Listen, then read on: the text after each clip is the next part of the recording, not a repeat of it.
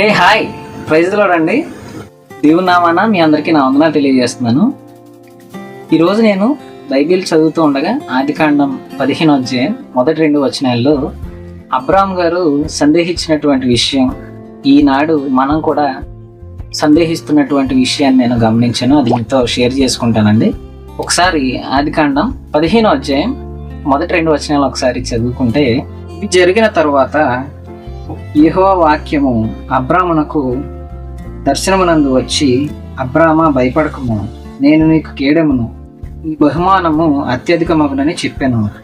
అందుకు అబ్రాము, ప్రభు అయిన యెహోవా నాకేమీ ఇచ్చిననేమి, నేను సంతానము లేనివాడనే పోవుచున్నానే, దమస్కు ఎలియాజరే నా ఇంటి ఆస్తికర్త యగును కదా అని అక్కడ వ్రాయబడి ఉందండి.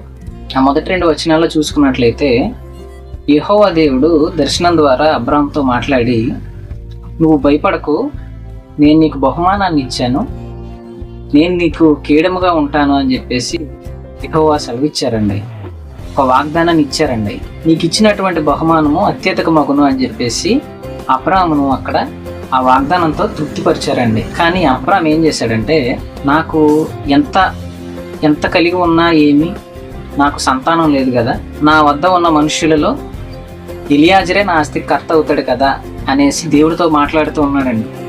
కానీ దేవుడు అద్భుత రీతిగా అదే 15వ అధ్యాయంలో 5వ వచనంలో దేవుడు సెలవిస్తున్నాడు, అబ్రాహామును వెలుపలికి తీసుకుని వచ్చి ఆకాశం వైపు చూపించి, ఆకాశంలో ఉన్నటువంటి నక్షత్రాలను ఒకసారి నువ్వు లెక్కించగలవా అనేసి అడిగినప్పుడు, ఆకాశంలో ఉన్న నక్షత్రాలను ఎలాగైతే లెక్కింప శక్యం కాదో, నీ యొక్క సంతానాన్ని కూడా నేను అంతలాగా విస్తరింపజేస్తాను అని దేవుడు అబ్రాహాముతో ఇచ్చిన వాగ్దానాన్ని నెరవేర్చి అబ్రాహాము సంతతిని ఎంతగానో అభివృద్ధి చేశారండి. ఎంతగానో లెక్కింప శక్యం కానంతలాగా ఆకాశ నక్షత్రాలను ఎలాగైతే లెక్కించలేమో అదే రీతిగా అబ్రాహాము సంతానాన్ని దేవుడు ఆశీర్వదించాడు.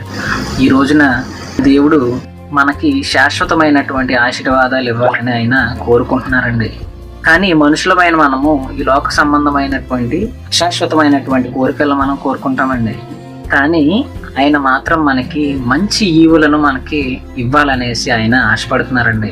నీకు వెంటనే కార్యం జరిగిపోవట్లేదు అని చెప్పేసి నిరాశపడకు, ఎందుకంటే ఆయన నీకు తగిన సమయంలో నిన్ను తగినట్టుగా ఆయన హెచ్చిస్తారండి. మరి మనుషులమైన మనం తొందరపడుతూ ఉంటాం, కానీ దేవుని యొక్క కార్యాలు ఖచ్చితంగా ఆలస్యం అవుతాయండి. ఎందుకంటే ఆయన నీకు శ్రేష్టమైన ఈవులను, మంచి కార్యాలను నీవు కోరిన దానికంటే అత్యధికంగా నీకు ఇవ్వాలని ఆయన ఆశపడ్డారు. కాబట్టి కొద్ది మాటలను దేవుడు మన వెనుకల్లో దీవించును గాక. ఆమేన్.